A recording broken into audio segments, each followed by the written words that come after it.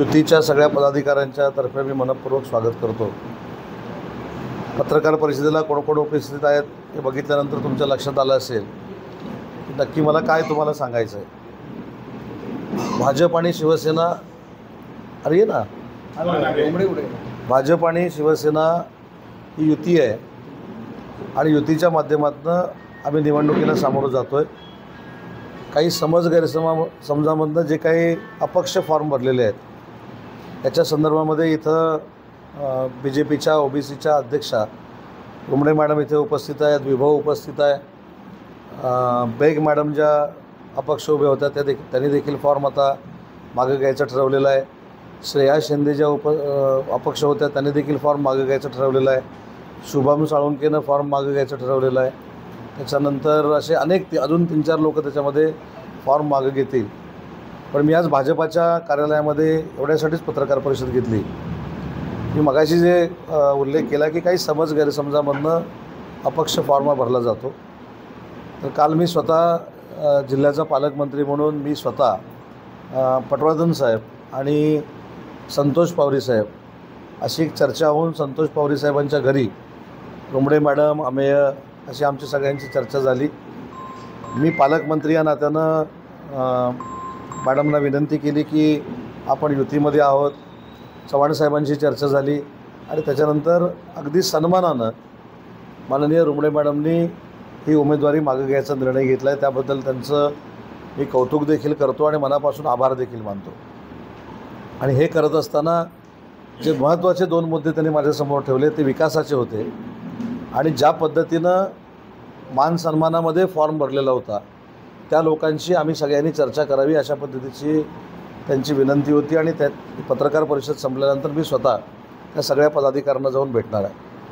याच्यामध्ये सगळ्यात महत्त्वाचं की नगरसेवक निवडून आलेले आणि नगरसेवक स्वीकृत हे आपल्याकडे 2 प्रकार आहेत।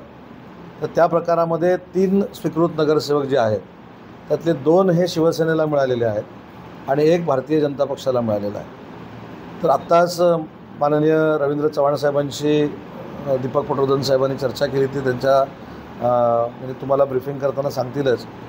आणि रुमडे मॅडम ह्या जिल्ह्याच्या OBCच्या अध्यक्ष असल्यामुळं भारतीय जनता पार्टीमार्फत स्वीकृत नगरसेवक म्हणून त्यांची शिफारस करावी अशा पद्धतीचे आदेश हे भाजपाच्या कार्यकारिणीला आलेले आहेत।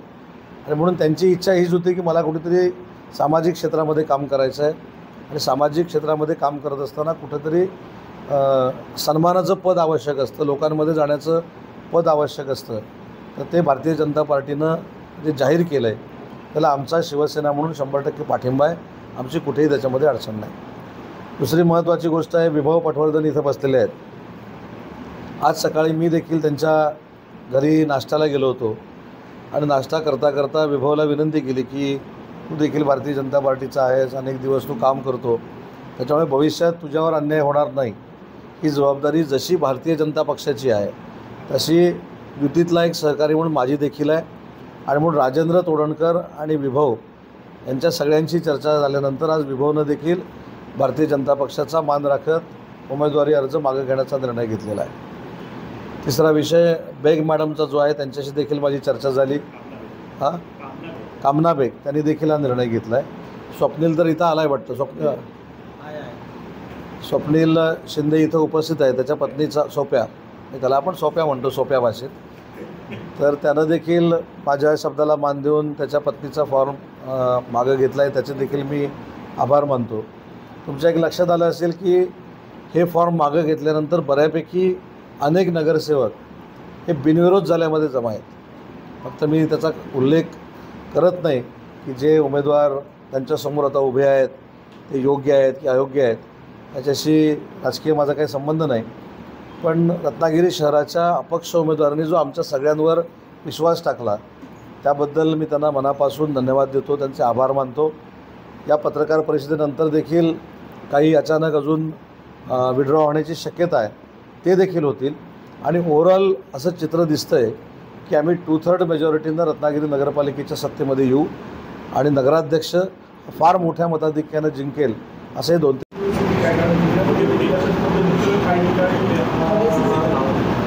बंडखोरी झालेली पाहिजे त्या दृष्टीनं नाही, जिल्ह्यामध्ये राजापूरपासून जर सुरू केलं तर राजापुराचा नगराध्यक्ष हा शिवसेना पक्षाचा आम्ही लढतो आहे युती म्हणून. लांजामध्ये शिवसेना म्हणून आम्ही लढतो आहे, रत्नागिरीमध्ये शिवसेना म्हणून आम्ही लढतो आहे, चिपळूणमध्ये शिवसेना म्हणून आम्ही लढतो आहे आणि खेडमध्ये शिवसेना म्हणून आम्ही लढतो आहे महायुती म्हणून. देवरुखमध्ये भारतीय जनता पार्टीचा अध्यक्ष लढतो आहे आणि गुहागरमध्ये भारतीय जनता पक्षाचा उमेदवार लढतो आहे. 7 पैकी 5 ठिकाणी शिवसेना आणि 2 ठिकाणी भाजप अशी युती आमची झालेली आहे. चिपळूणमध्ये मला सध्या अजून कळत नाही की नक्की काय झालेलं आहे, ते 3 नंतर कळेल की नक्की चिपळूणची वस्तुस्थिती काय आहे. पण नक्की भाजपा आणि शिवसेना यांच्यातला जो संवाद आहे, यांच्यातला जो एकत्रपणा आहे तो अतिशय चांगला आहे. राष्ट्रवादी काँग्रेस पार्टीच्या बाबतीतल्या काही शंका ज्या आहेत त्या 3 वाजेपर्यंत पूर्ण होतील आणि तिथं देखील महायुती होईल.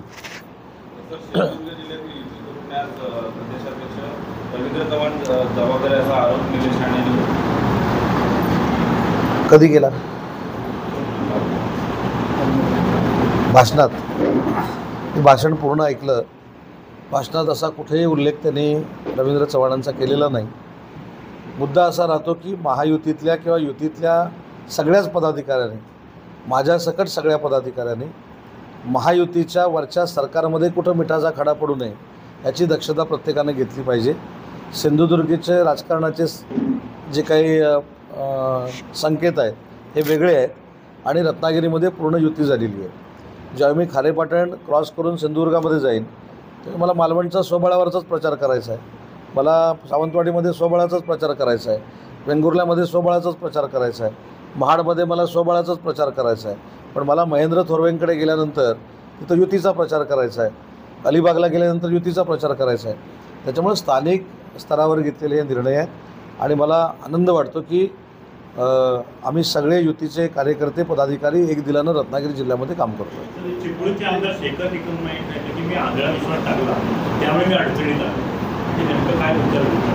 शेखर निकम हे देखील आमचे सहकारी आहेत.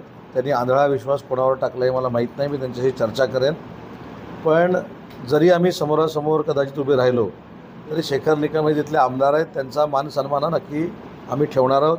कुठेही ज्या पद्धतीनं इथं विरोधक टीका टिप्पणी करून स्वतःची मतं मिळवण्याचा प्रयत्न करतायत तसा प्रकार काही चिपळूणला होणार नाही.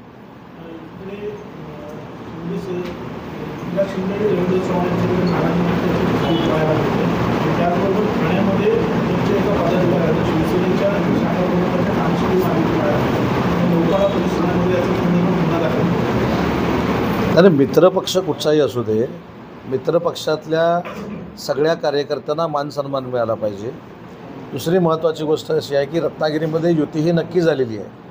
पण ही युती झालेली असताना जी काही चर्चा देवेंद्र फडणवीस साहेबांच्या समोर झाली त्याच्यामध्ये शिवसेनेतले पदाधिकारी भाजपमध्ये घ्यायचे नाहीत, भाजपचे पदाधिकारी शिवसेनेमध्ये घ्यायचे नाहीत, अशा पद्धतीची चर्चा झालेली होती. आणि म्हणूनच मी वारंवार असं सांगितलं की युती जी आहे ही या युतीच्या सगळ्याच पदाधिकाऱ्यांनी ठरवलं पाहिजे की आपला विरोधक कोण आहे. त्याच्यामुळे विरोधक जर महाविकास आघाडी असेल तर अशी फोडाफोडी करण्याची काही गरज नाही. आणि शेवटी सगळ्यात महत्त्वाची गोष्ट अशी आहे की ठाणे हे कार्यक्षेत्र जे आहे ते एकनाथ शिंदे साहेबांचं आहे. त्याच्यामुळे एकनाथ शिंदे साहेबांना दुःख वाटणार नाही अशा पद्धतीच्या गोष्टी इथं घडल्या पाहिजे आणि असा समन्वय असला पाहिजे. असं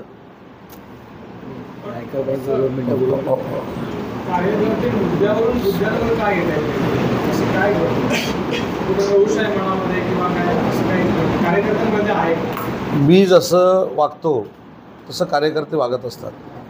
म्हणून तुम्ही बघितलं असेल की प्रत्येक भाषणामध्ये आजही शिंदेसाहेब हेच सांगतात की मला मुंबई महानगरपालिका असेल, पंचायत समिती असेल, जिल्हा परिषद असेल, नगरपालिका असेल, हे मला महायुतीनंच पुढं जायचं आहे.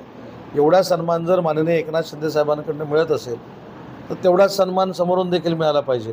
आणि हीच आमची थोडीफार नाराजी होती ती आम्ही मुख्यमंत्र्यांना सांगितली. त्याच्यामुळे एकनाथ शिंदे हे आमच्या पक्षाचे सर्वोच्च नेते आहेत. जसे भाजपाचे महाराष्ट्राचे सर्वोच्च नेते देवेंद्रजी आहेत, त्या दोन्ही नेत्यांचा 100% रिस्पेक्ट राहिला पाहिजे. हीच भूमिका युतीतल्या प्रत्येक कार्यकर्त्याची असली पाहिजे आणि नेत्यांची पण असली पाहिजे.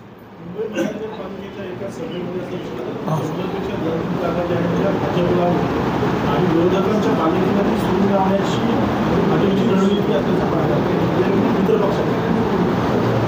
नाही, त्याच्यावर चर्चा झाली ना, परवा जी काही चर्चा झाली त्याच्यात आपण चर्चा केली. पण BMCमध्ये म्हणजे मुंबई महानगरपालिकेमध्ये महायुतीनंच आम्हाला पुढं जायचं आहे, हे निर्विवाद सत्य आहे. तेच सूत्रवाद स्वतः एकनाथ शिंदे साहेबांनी केलेले आहेत आणि ज्याचा उल्लेख मगाशी मी केला की कार्यकर्त्यांनी नेत्यांनी आपल्या महायुतीमध्ये समन्वय कसा राहील, आपली महायुती टिकेल कशी, त्याच्यामध्ये फाटाफूट होणार नाही, त्याच्यामध्ये गैरसमज होणार नाही, ही दक्षता माझ्यापासून सगळ्या पदाधिकाऱ्यांनी युतीच्या घेणं गरजेचं आहे. आणि त्या पद्धतीनं आपण जर वागलो तर युतीला कुठेही अडचण महाराष्ट्रामध्ये नाही. पण याची जबाबदारी प्रत्येक नेत्यांनी आणि कार्यकर्त्यांनी स्वीकारली पाहिजे.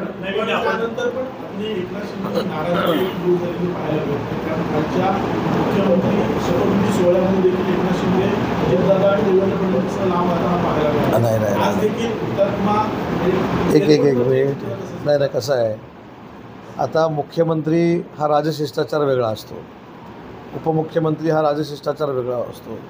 ज्यावेळी एकनाथ शिंदेसाहेब मुख्यमंत्री होते त्यावेळी सिच्युएशन ही भाजपाच्या बाबतीमधली होती. त्याच्यामुळं बिहारला सन्मानानं आमच्या नेत्यांना बोलवलं, हा आम्हाला सगळ्यांनाच अभिमान आहे.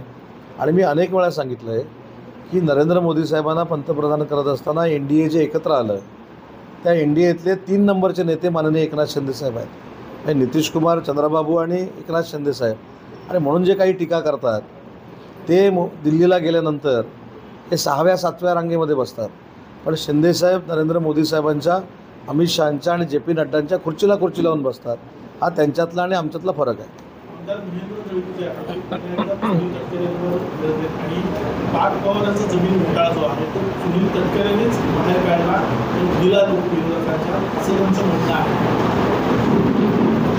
मित्रपक्ष म्हणून अलायन्स असताना एकामेकाचा सन्मान ठेवला पाहिजे, हे स्वतः माननीय शिंदेसाहेबांचे आदेश आहेत.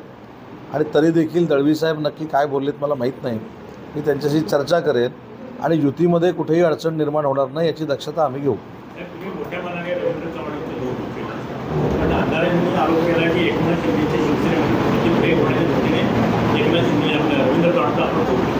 काय रवींद्र चव्हाणांनी देशातल्या मोठ्या पक्षाच्या आपण रत्नागिरीमध्ये केलं, त्याच्यावरती सुषमा अंधारेंचं म्हणणं असं आहे की कुठेतरी शिवसेनेमध्ये एक वाक्यता नाही आहे आणि सामंत काहीतरी वेगळ्या भूमिकेत वावरण्यात असते. त्याचं उत्तर मी काल पुण्यामध्ये दिलं. हे वर्ष संपताना सगळ्यात मोठा त्यांनी तो विनोद केलेला आहे. त्या विनोदाकडे मला असं काही गांभीर्यानं बघायचं नाही. मी काय बोललो भाषणामध्ये, सगळे त्याला फक्त रुमडे मॅडम नव्हते, सगळे होते. मी काय सांगितलं की एखाद्याचा फोटो पत्रकावर असला नसला म्हणून काय प्रचाराची यंत्रणा ही वेगळ्या दिशेनं जातं अशातला भाग नाही. रवींद्र चव्हाण हे कोकणातले आहेत, त्याच्यामुळे त्यांच्याबद्दल आम्हाला आदर आहे. युतीच्या कार्यकर्त्यांसमोर मी जर बोललो तर मी काय BJPमध्ये गेलो नाही. त्याच्यामुळं काही लोकांना मी जे महाराष्ट्रामध्ये फिरतो, मी जे एकनाथ शिंदेसाहेबांचा जवळचा सहकारी आहे, त्याच्यामुळं पोटसू उठतो, त्याच्यामुळे अशी वक्तव्य होतात. पण मी आज रत्नागिरीमध्ये देखील सांगतो की माझ्या मर्यादा मला माहिती आहेत. माननीय शिंदेसाहेबांनी राज्याचा उद्योगमंत्रीपद मला दिलेलं आहे, ह्याची 100% जाणीव मला आणि रत्नागिरीकरांना असल्यामुळं अंधारेताईंच्या वक्तव्याकडे फार मी देखील गांभीर्यानं बघत नाही.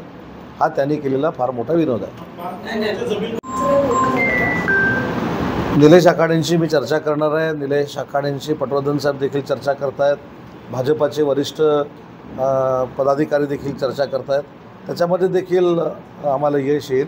परंतु जे यश आलं आहे ते आपल्याला कळवावं यासाठी पत्रकार परिषद आहे. सर, अजून असं कुठला वॉर्ड वाटतो की तिथे अपक्ष किंवा कोणी मागे घ्यावं? असं सांगून मागे घेण्यापेक्षा अचानक मागे घेण्यामध्ये जी मजा आहे सांगून घेण्यामध्ये नाही ना. फक्त नाही, याच्यामध्ये फक्त ही प्रेस कॉन्फरन्स मी वैयक्तिक का घेतली तर चर्चा सुरू होते ताबडतोब की फॉर्म मागं का गेला, फॉर्म कशासाठी गेला. तर मला असं वाटतं की रुमडे मॅडम आहेत, इथे विभव आहे, आमचं सोप्या आहे, त्यांना असं काय वेगळ्या गोष्टी करून फॉर्म मागं घ्यायची गरज नाही.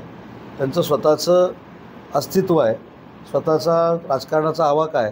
त्याच्यामुळे त्यांनी मान सन्मानानंच या उमेदवारा मागे घेतलेल्या आहेत आणि आम्हाला सगळ्यांना मान दिलेला आहे. एकंदरीत माहिती एकंदरीत लोकांचा प्रतिसाद वातावरणात भेटतो, तर काय नेमकं कारण? याचं कारण रत्नागिरी शहरातल्या लोकांचा युतीवर असलेला विश्वास, दुसरं काय कारण असू. कारण ज्या पद्धतीनं समोरचे वातावरण तयार करत आहेत, समोरचे ज्या पद्धतीनं टीका करतायत त्याचा फायदा आम्हाला होतो. मी आपल्याला आठवत असेल, मी अनेक वेळा माझ्या प्रतिस्पर्ध्यांना सांगितलेलं आहे की जेवढी उदय सामंतवर येऊन तुम्ही माझ्या मतदारसंघामध्ये टीका कराल किंवा मला विरोध कराल तेवढा माझ्या मतदारसंघातला मतदार मला आशीर्वाद देण्यासाठी पेटून उठतो. त्याचं हे प्रतीक आहे. मॅडम ज्या बोललेल्या आहेत तसंच दानवेंनी पण टीका केलेली आहे, खैऱ्यांनी पण टीका केलेली आहे. असं महाराष्ट्रातील सगळे नेते तुमच्यावरच अशा पद्धतीची टीका करण्याचं कारण काय? हे तुम्ही ओळखलं पाहिजे.